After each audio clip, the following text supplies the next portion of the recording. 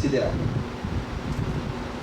Quanto às fases geológicas, as determinadas transformações do nosso planeta, como o aquecimento global, como os cataclismas, como determinadas transformações do globo, que até há pouco tempo se falava serem resultados do abuso do homem através da poluição, através da criação de produtos que desgastam o planeta na sua atmosfera, no seu solo, nos seus oceanos.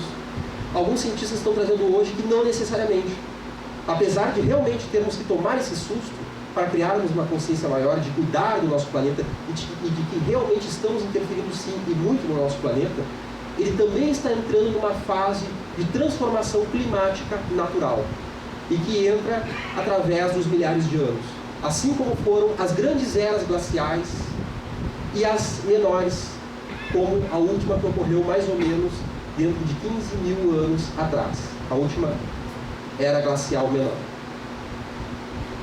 E dentro, esqueci de comentar algo do outro slide, e dentro das transformações siderais, alguns dos astrônomos mais famosos do planeta vêm nos trazer então a informação de que o nosso sistema solar, ele gravita todo em volta de uma determinada estrela de maior grandeza que o nosso Sol, chamada Alcíone, e que faz essa rota dentro de 26.000 anos em volta dessa estrela. E que mais ou menos, dentro deste tempo, durante 2.000 anos, o nosso planeta e o nosso sistema solar inteiro seria inundado pelo cinturão de fótons, que são partículas menores do que o elétron, e que estão à volta de Alcíone. E que esse cinturão de fótons, naturalmente, pela sua constituição, opera transformações na matéria biológica e na matéria física desses planetas. E dentro da questão da transição planetária, nós nos deparamos com alguns textos que nos trazem, que nos colocam dentro do nosso pensamento, das nossas reflexões, este tema tão importante. O primeiro seria então o Apocalipse de João, em que talvez as pessoas não conheçam, né? Que Apocalipse quer dizer a revelação. E Apocalipse, como fala do fim de uma era, de toda uma época de transição, de transformações, muitas vezes foi tomado então como sinônimo de fim do mundo, fim do planeta. Há também o calendário maia, que para desespero das pessoas mais apavoradas, que às vezes entram em crise de ansiedade diante disso, acaba em 2012. Né? Então os maias, que tinham um conhecimento astrológico, astronômico grandioso, eles fizeram todo o calendário deles de eras e eras, e de repente esse calendário acaba. Né? Então as pessoas já ficam apavoradas, quer dizer, vai acabar o mundo, os maias já disseram isso, né? E volta e meia na TV nós vemos determinadas seitas que falam, anunciam o fim do mundo, como havia uma seita que, se eu não me engano, foi em maio, agora dizer que o fim do mundo era em maio, né? Tinha até um cartaz na rua, não sei quem viu, né? Fim do mundo, dia 21, 26 de maio, né? E dizia assim, a Bíblia comprova isso, se arrependa. Então, já era colocando o fim do mundo. Né? Assim como há diversas seitas, né? Como uma, se eu não me engano, foi agora no Piauí, né? Em que as pessoas se reúnem para esperar o fim do mundo. E muitas vezes essas seitas acabam cometendo suicídio coletivo para esperar o fim do mundo, né? Ou seja, nós esperamos por tragédia o tempo inteiro. Né? Nós temos essa capacidade maravilhosa dentro de nós de esperar que tudo vai se acabar. Né? Nós vemos aquelas mães, né, que o adolescente sai de casa, né? Eu me lembro que na minha época era um bip, né? Que queriam me empurrar o tal do bip, né? Ah, meu filho, leva um bip, daí se a mãe quiser ligar, eles dizem, pô, é difícil enganar a mãe onde a gente está, mas a gente usar o bip, né? Você espera que o pior vai acontecer. Natural, a mãe também tem que se preocupar, né? Às vezes isso passa do limite. E agora eu fiquei sabendo que hoje em dia os adolescentes usam o tal do check-in, que eu não sei como é que funciona, mas é um programa na internet que é onde tu vai, tu diz onde tu tá. Eu tenho uma teoria que foi uma mãe que criou isso aí, né? E o pessoal então acabou comprando, né, o tal do check-in, né? Porque muitas vezes, entre a preocupação que é natural, todos nós nos preocupamos com a nossa vida, com os nossos filhos, com os nossos entes queridos, né? Às vezes essa preocupação passa do limite, né? E nós temos também algumas revelações de Chico Xavier, dentro de alguns dos livros já comentados, e principalmente as mensagens, através do Espiritismo, da chegada do Consolador prometido. Segundo a codificação espírita, o próprio ato da espiritualidade se reunir para trazer à Terra a codificação. Já seria então uma força-tarefa de espíritos de luz, coordenados então por Jesus, o Espírito da Verdade, segundo alguns estudiosos, para trazer então um novo entendimento à Terra, entendimento do plano espiritual, que já está presente no seio de muitas civilizações, mas que carecia de uma explicação moderna, de um entendimento moderno sobre a mediunidade e sobre a vida após a morte. E isso, por si, já seria um sinal de que estaríamos nos aproximando de uma nova era, de um novo tempo, de uma época de transição, o que também aparece no livro A Gênese, o 5º livro da codificação espírita. Pode passar. E dentro da codificação, nós temos o entendimento de que não apenas os espíritos evoluíram, não apenas nós evoluímos em direção de sermos espíritos mais puros, mais perfeitos, de não precisarmos mais reencarnar e vivermos na espiritualidade com uma consciência muito maior de nós mesmos e dos outros. Mas os nossos planetas, que nos servem de moradia para essa transição, eles também evoluíram. Então, haveriam os mundos primitivos, em que a sua sociedade estaria mais ou menos como nós éramos nas épocas das cavernas. Haveriam os mundos de provas e expiações, onde o ser humano ele já é um pouco mais desenvolvido, mas ele precisa ainda ser provado, ser testado, e precisa, através das expiações, trabalhar aquilo que ele fez em outras vidas, receber aquilo que ele criou para o próximo, para então desenvolver uma consciência maior no seu processo de autoconhecimento. Ou seja, nós estamos falando do nível em que nós nos encontramos agora. E estaremos indo então para o nível de planeta de regeneração, onde os espíritos ainda não são perfeitos, mas já têm um maior comprometimento com o bem. Após isso, nós teremos os mundos felizes, de espíritos já evoluídos, e ainda superiores, os chamados mundos celestiais, ou planetas espirituais, que seriam apenas planetas extrafísicos, aí sim recebemos espíritos da mais alta estima. E agora, trazendo para o sentido histórico novamente, nós vamos encontrar na filosofia de Platão, dos principais filósofos gregos, a noção do mundo das ideias. Traduzindo um diálogo de Sócrates, Platão, ele vai nos trazer o chamado mito da caverna, que é mais ou menos o seguinte. Ele fala que a realidade, ele faz uma parábola, né? Sócrates faz uma parábola, e Platão registra isso, né? Que a realidade seria como pessoas presas numa caverna, como nós vemos essas pessoas aqui dentro da caverna, pessoas amarradas, imóveis, incapazes de olhar para os lados, apenas para frente. E que nessa caverna, vamos imaginar assim, elas veriam determinadas sombras aparecendo, de animais, de pessoas, de coisas acontecendo. E essas pessoas, como estão olhando apenas para essas sombras, aos poucos elas vão tentando dar significado.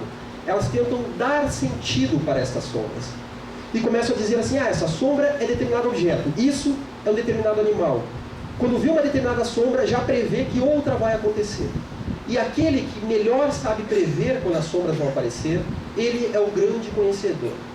Mas, nas palavras de Sócrates, o filósofo, que é aquele que fez o seu trabalho de autoconhecimento, de transformação interior, ele é como aquele que, de repente, se solta das amarras.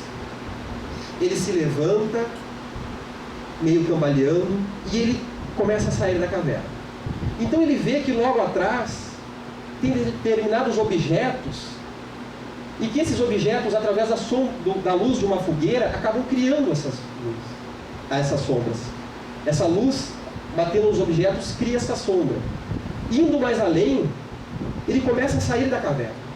Ele começa, então, ele vê a luz do sol, ele primeiro fica ofuscado, fica cego, ele não consegue enxergar muita coisa, e aos poucos ele vai se acostumando com essa luz.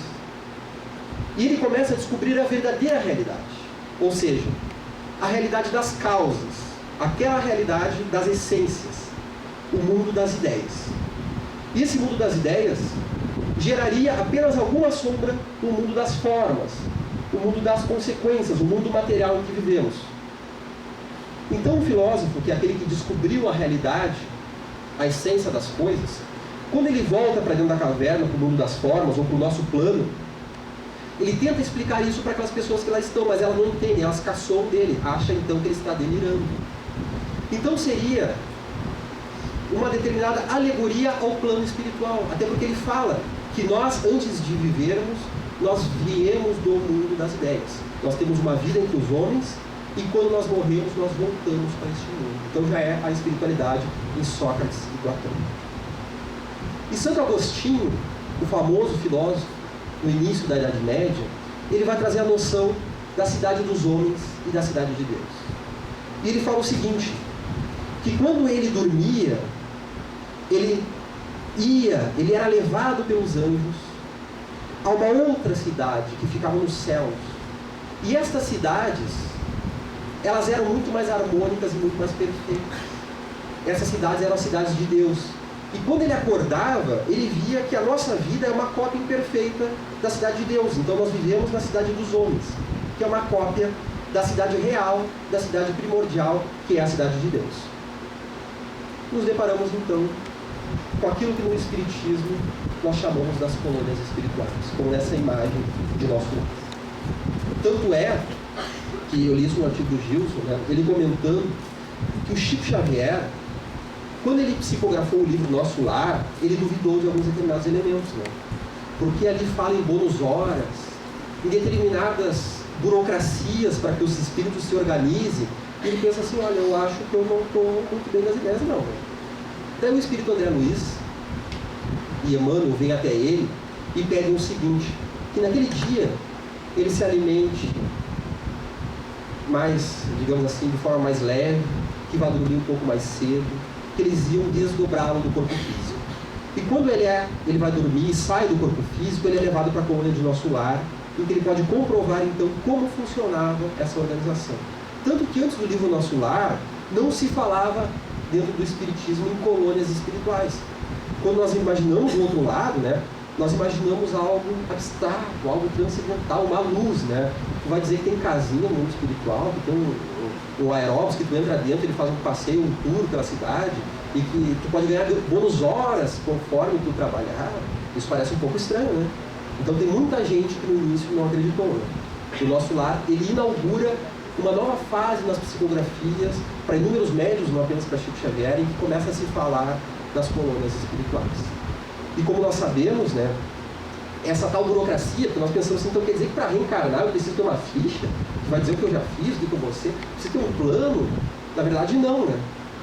Na verdade a reencarnação ela se dá por um processo natural da vida, da realidade, da própria natureza. Porém, os espíritos, conforme vão se apropriando do mundo das ideias, do mundo espiritual, eles vão se organizando para melhor evoluir. E construindo então as cidades espirituais através das energias canalizadas, né? E assim como o Nosso Lar, que foi construída no século XVI por portugueses que residiam aqui no Brasil. E nós vamos encontrar, pode deixar aí, e nós vamos encontrar no livro Leão Tolstói, por ele mesmo, as mensagens psicografadas do grande poeta da língua russa, em que ele fala, ele que foi um dos pais do movimento pacifista, que foi um espírito de grande amor a Jesus e que influenciou muito Mahatma Gandhi, ele fala então que quando ele desencarna e vai para as colônias espirituais, ele começa a se lembrar de uma série de desdobramentos que ele não lembrava, de quando ele ainda estava vivo. E ele vai ver que todo aquele conceito de uma sociedade amorosa, baseada no amor ao próximo, baseado nos ensinamentos de Jesus, que ele estava tentando construir na Terra, de uma sociedade solidária, era o que ele trazia de inspiração do que ele via nos desdobramentos no plano espiritual. Mas quando ele voltava para a Terra, ele esquecia disso, mas ficava aquela ideia então no inconsciente. E dentro disso nós vamos falar também das transmigrações planetárias. Ou seja, que nesses processos de evolução planetária, quando o nosso planeta passa por um novo patamar de civilização, aqueles espíritos que, por vontade própria, através do seu livre-arbítrio, não quiseram transformar em si e ainda ficaram presos em sentimentos de orgulho, de egoísmo, de vaidade, eles já não combinam com a nova atmosfera espiritual do planeta. E por isso, através de um processo natural, eles fazem uma transmigração planetária. Eles vão para um planeta menos evoluído, e que lá eles vão poder evoluir mais rápido e ensinar aqueles seres que lá estão. Ou seja, Marlene Nobre, ela comenta que, através das palavras de Chico Xavier, a partir do ano 2000, no nosso planeta, a maioria dos espíritos que reencarnam já são de espíritos não perfeitos, não espíritos evoluídos, mas espíritos em algum grau já comprometidos com o bem. E aos poucos, aqueles espíritos mais ignorantes, mais raivosos, eles não vão mais encarnar nesse planeta. Então essa transição se dá ao natural. E esses espíritos, que muitas vezes são espíritos de grande conhecimento intelectual, mas de uma grande pobreza moral, eles vão para esses outros planetas onde eles auxiliarão aqueles seres a evoluir.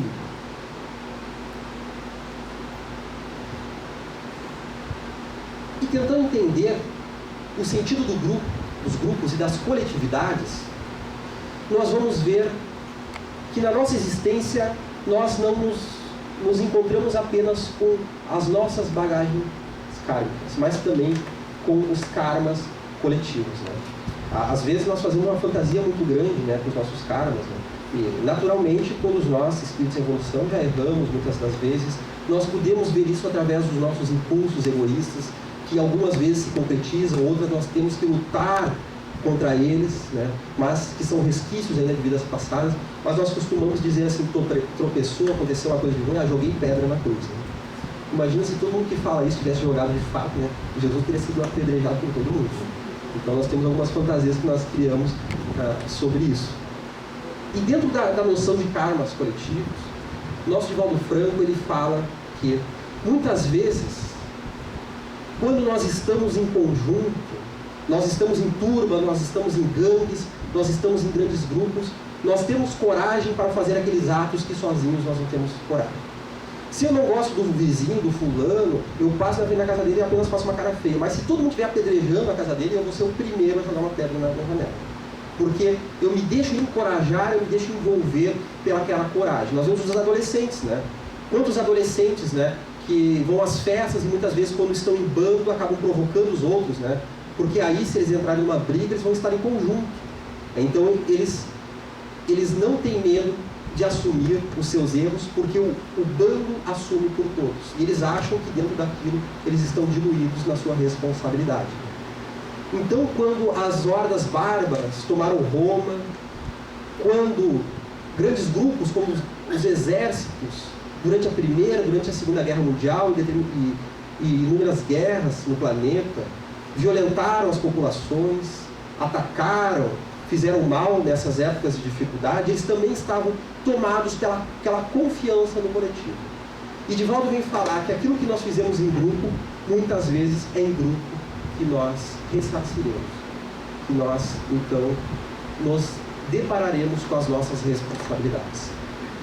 E é através disso que nós explicaríamos grandes partes das tragédias coletivas, como a queda de aviões, como a queda das torres gêmeas, como grandes incêndios, né, em que muitas pessoas morrem em um determinado momento, e muitas vezes são pessoas que estão recebendo de volta alguns dos seus atos para aprenderem com aquilo. De forma alguma nós vamos achar que é uma punição divina. E também nós teríamos aí as chamadas reencarnações em massa. Diante das reencarnações coletivas, não apenas o nosso núcleo familiar vai trazer um determinado grupo de espíritos que em determinada época da humanidade se comprometeu e que agora volta em conjunto para uns auxiliarem os outros a evoluir. Nós vamos encontrar também as reencarnações de nações inteiras.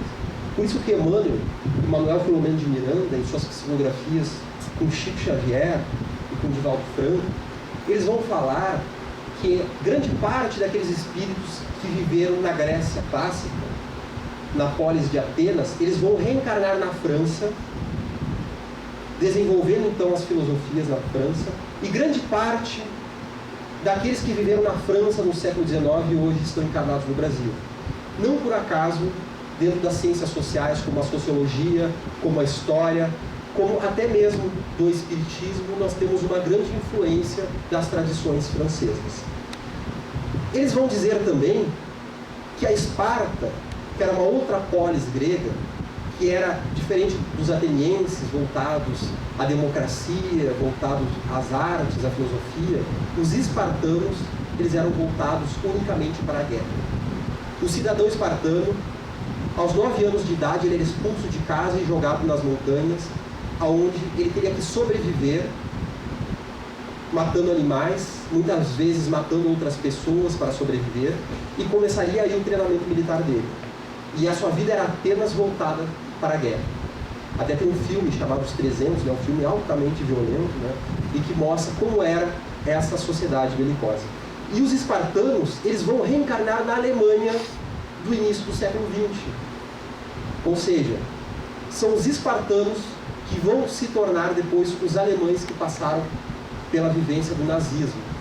Uma filosofia também altamente belicosa, que defendia o pan-germanismo, ou seja, aquela noção que a Alemanha, para evoluir, deveria conquistar os outros povos à sua volta, e que desembocou então na Segunda Guerra Mundial.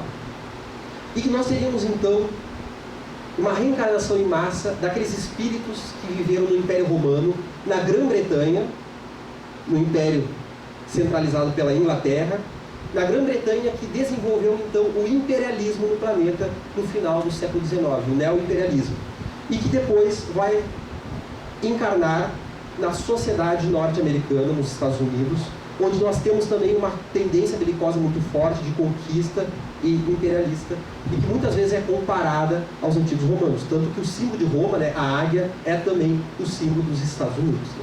Nada mais são do que novas oportunidades para estes povos em massa, em conjunto, realizarem a sua missão aqui no nosso querido planeta. E o Espírito Miramês, no livro Francisco de Assis, vocês já leram esse livro? Maravilhoso.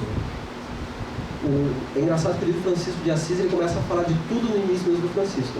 Ele faz uma transformação histórica, ele vai falando sobre o sentido das nossas encarnações, e ele traz algumas informações cruciais para o nosso entendimento da história através da espiritualidade. Ele vai falar o seguinte, que no Apocalipse, o apóstolo João, através do seu simbolismo, daquela linguagem mais literal, ele vai dizer que o anjo caído, Lúcifer, foi preso no inferno, e ele vai ficar lá preso até o momento do Apocalipse. E o momento do Apocalipse é quando esse anjo caído vai vir à Terra, sabendo que muito pouco tempo lhe resta, com vontade então de destruir. E muitas calamidades ocorreriam então no planeta Terra. E Miramês fala que essa simbologia de Lúcifer nada mais é uma grande quantidade de espíritos que na época de Jesus, para que não atrapalhasse a mensagem do Cristo, eles foram confinados momentaneamente em uma colônia espiritual nas regiões umbralinas, chamada A Cruzada, e ficaram ali durante 1000 anos. Imaginem só, se aqueles espíritos aqui encarnados, que talvez fôssemos nós, na época de Jesus, violentamos o Mestre, não entendendo a sua mensagem consoladora e libertadora, colocamos ele na cruz e o violentamos, eram espíritos um pouco mais evoluídos do que estes. Imaginemos quem eram esses, se é que também não éramos nós, não sabemos. Agora a gente está um pouquinho melhor, mas nós não sabemos naquela época. E esta vinda de Lúcifer à Terra nada mais era a passagem em que, depois de 1000 anos, esses espíritos seriam liberados para reencarnarem e através dessas reencarnações evoluírem. Ou seja, a partir do ano 1000, nós temos na sociedade europeia as chamadas Cruzadas e a Inquisição. Ou seja, quando a cristandade daquele momento, falando que agia em nome de Cristo, convoca os cavaleiros da Europa para tomarem suas espadas, as suas armas, e irem até Jerusalém, tomarem a Terra Santa dos muçulmanos e turcos infiéis. O Papa Urbano II clamou a todos: Deus assim